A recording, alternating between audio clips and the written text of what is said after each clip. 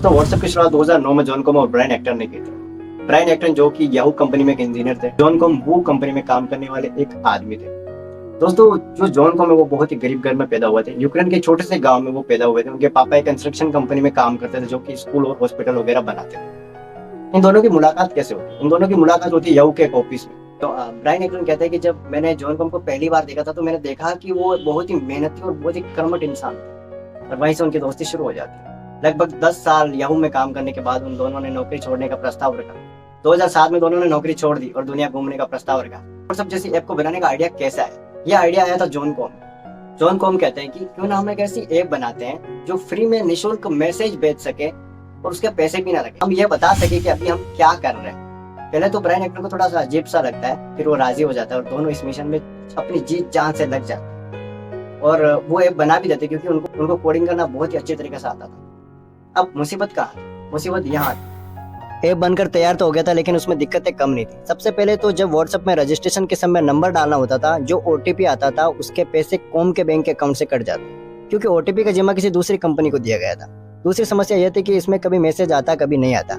आखिर में कॉम ने एक्टन से कहा क्यों ना इसे छोड़कर कोई रिश्तर नौकरी पकड़ी जाए। एक्टन गुस्साते हुए बोले, अगर तुमने अभी इसे छोड़ दिया ना तो तुमसे बड़ा मूर्ख कोई नहीं होगा।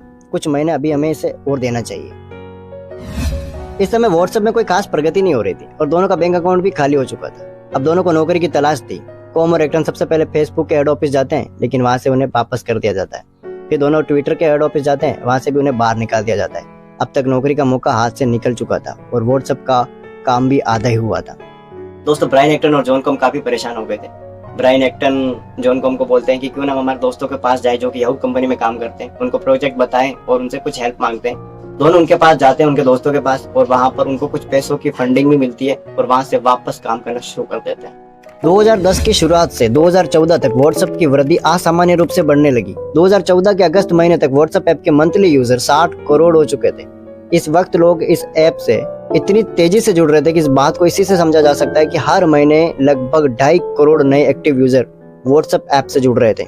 मार्च में ऐप के को फाउंडर ब्रायन एक्टन ने फोर्ब्स को बताया था कि 1 दिसंबर 2013 के बाद से हर दिन व्हाट्सएप में 10 लाख नए लोग लॉग इन कर रहे हैं। दोस्तों मैं आपको एक बात बता दूं, इस वक्त सबसे ज्यादा एक्टिव यूजर व्हाट्सएप ऐप के ही है। चीन की वीचैट और जापान के लाइन ऐप को व्हाट्सएप ऐप पहले ही पछाड़ चुका है और इस समय भारत में व्हाट्सएप ऐप के 10 करोड़ से भी ज्यादा एक्टिव यूजर हैं। अगस्त 2014 में दुनिया की मशहूर सोशल नेटवर्क साइट फेसबुक ने व्हाट्सएप को करीब $19 बिलियन में खरीद लिया था। 2014 की फोर्ब्स की रिपोर्ट के अनुसार जॉन कॉम $6.8 बिलियन की संपत्ति के साथ दुनिया भर के सबसे अमीर लोगों की लिस्ट में 202वीं रैंक पर है।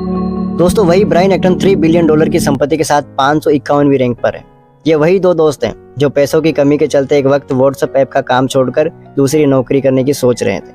आज ये दोनों सिर्फ 55 लोगों की टीम के साथ पूरी दुनिया में व्हाट्सएप ऐप की सर्विस चला रहे हैं। अगर आपको ये वीडियो अच्छा लगा हो तो कृपया करके अपने दोस्तों के साथ जरूर शेयर करें।